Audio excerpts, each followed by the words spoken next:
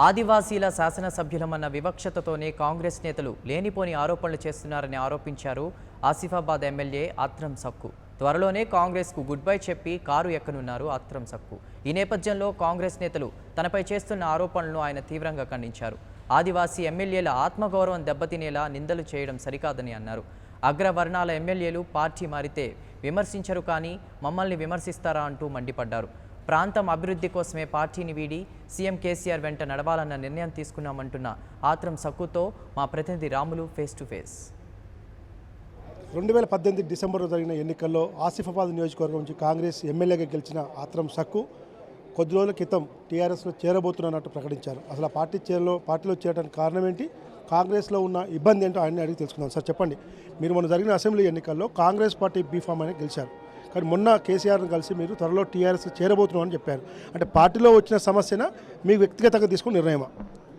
ఇది ముఖ్యంగా వ్యక్తిగతమైన కాకుండా మా ప్రాంతాల అభివృద్ధి ఒకటైతే, రెండవది ఈ తెలంగాణ రాష్ట్రం ఏర్పడినప్పుడు ఆదివాసులు ఎదుర్కొంటున్న ప్రధానమైన భూ సమస్య కావచ్చు, విద్య విషయంలో కావచ్చు, వైద్యం విషయంలో కావచ్చు, వ్యవసాయంలో ఈ అంశాలు చాలా ఎక్కడ కూడా కొంచెం అభివృద్ధికి దూరంగా ఉన్నటువంటి మా ప్రాంతాల విషయంలో కొంచెం పరిగణలోకి రాలేదు. కాబట్టి మొట్టమొదటిగా మేము ఈసారి గెలిచిన తర్వాత గౌరవ ముఖ్యమంత్రి గారిని కలిసడం జరిగింది. సుమారుగా గంట సేపు ఆదివాసీ ఎమ్మెల్యేలతో ఓపెన్గా వాళ్ళు డిస్కస్ చేసుకుని, వాస్తవమే ఈ సమైక్య రాష్ట్రంలో మా ప్రాంతం పూర్తిగా తెలంగాణ వివక్షకు గురి కాకుండా ఆదివాసీ ప్రాంతం కూడా వివక్షకు గురైంది, ఆదివాసులు కూడా వివక్షకు గురైంది. కాబట్టి వాళ్ళందరూ కూడా మెయిన్ స్ట్రీమ్లో తీసుకురావడానికి ఎటువంటి కార్యక్రమం రూపొందించాలో మీరందరూ కూడా వివరించమని చెప్పారు. అవన్నీ కూడా వివరం చెప్పేసిన విద్యాపరంగా కావచ్చు, వ్యవసాయ పరంగా కావచ్చు, అదేవిధంగా డెవలప్మెంట్ విషయంలో ప్రాంతాల అభివృద్ధి విషయంలో కూడా చెప్పడం జరిగింది. వాటన్నిటి కూడా సానుకూలంగా స్పందించి అసెంబ్లీ సాక్షిగా గౌరవ ముఖ్యమంత్రి గారు పోడు భూముల విషయంలో కావచ్చు, ఆదివాసుల సమస్య విషయంలో హామీ ఇవ్వడం ద్వారానే తర్వాతనే మేమందరూ కూడా టీఆర్ఎస్ పార్టీలో చేరబోతానికి నిర్ణయించుకున్నాం. స్పష్టంగా చెప్పండి, పోడు భూముల విషయంలో కేవలం మీరు రేఖాకాంతరావే కాదు, ఆ రోజు సీతక్క కూడా వచ్చింది, హరిప్రియ కూడా వచ్చారు, ఎస్టీ ఎమ్మెల్యేలు. కానీ మరి వాళ్ళు ఎందుకు వెనుకడుగు వేశారా? మీతో పాటు వాళ్ళు కూడా ఉన్నారా? ఇక చెప్పలేమండి. ఇవాళ ప్రధానంగా ఆదివాసీ ప్రాంతాలు ఆదిలాబాద్ కావచ్చు, ఇవాళ ఖమ్మం కావచ్చు, వరంగల్ కావచ్చు, ఇవాళ ఎవరెవరికి ఏ రకమైన ఇంట్రెస్ట్ ఉంటుందో మాకు తెలియదు, కానీ అందరూ వచ్చేసినాం. ఆ రోజు అందరూ అప్రిషియేట్, ఈవెన్ సీతక్కనే కదా గౌరవ ముఖ్యమంత్రి గారికి మాకు జిల్లా ఇచ్చినందుకు కృతజ్ఞతలు, మా ఆదివాసీ సమస్యలను పరిష్కరిస్తామంటే కృతజ్ఞతలు వాళ్ళే చెప్పారు కదా, మేము కాదు కదా. సో వాళ్ళకి ఏం ఇంట్రెస్ట్ మాకు తెలియదు. అంటే కేవలం ఆ సీఎంను కలిసినప్పుడే ఈ ఎమ్మెల్యే కోట కింద జరిగే ఎమ్మెల్సీ ఎన్నికల్లో ఓటు అంశం కూడా చర్చకు వచ్చింది. కాబట్టి ఈరోజు టీఆర్ఎస్ పార్టీ మీ ఇద్దరిని అటు గుంజుకుందని చెప్పి కాంగ్రెస్ పార్టీ ఆరోపిస్తుంది. మేము చాలా సందర్భాల్లో అసెంబ్లీలో కలిసి వారికి వివరించడం జరిగింది, అదేవిధంగా ఆఫీసులో కలిసి కూడా వివరించడం జరిగింది. ఎమ్మెల్సీ ఎన్నికలు అనేది మాకు ఎక్కడ కూడా ప్రాస్తుతం రాలేదు. మా ప్రాంత అభివృద్ధి, మా ఆదివాసీల సమస్యలే ఎక్కువగా ప్రొజెక్ట్ చేస్తున్నాం. కాబట్టి అదేవిధంగా ఆదివాసీల ప్రాంతాల్లో ఉన్నటువంటి గిరిజనేతల సమస్యలు ఉన్నది, అదేవిధంగా మైనారిటీలకు సంబంధించిన విషయాలు అనేక సమస్యలు ఉన్నాయి. ఆ సమస్యల పరిష్కారం కోసం కలిసిన తప్పితే ఎమ్మెల్సీ ఎన్నికల విషయంలో మేము ఎప్పుడు కూడా కలవలేదు. అంటే ఎమ్మెల్సీ ఎన్నికల్లో మిమ్మల్ని ఓటు వేయించుకునేందుకే టీఆర్ఎస్ పార్టీ కొనుగోలు చేసింది. ఎంతకు కొనుగోలు చేసిందో బయట పెట్టాలని చెప్పి నిన్న మీ పీసీసీ అధ్యక్షుడు ఉత్తమ్ కుమార్ రెడ్డితో పాటు సీఎల్పీ నేత బట్టి విక్రమార్క కూడా అసెంబ్లీ సాక్షిగా గాంధీ విగ్రహం ధర్నా చేసి ప్రభుత్వానికి సవాల్ చేశారు.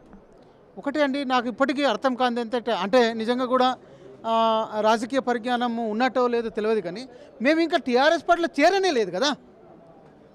ఇప్పుడు నేను కానీ కాంతరావన్న కానీ మేము కండవలే వేసుకోలేదు కదా, ఎందుకంత ఉలికిపాటు? మమ్మల్ని మొన్నలేక పొగబెడుతున్నారా?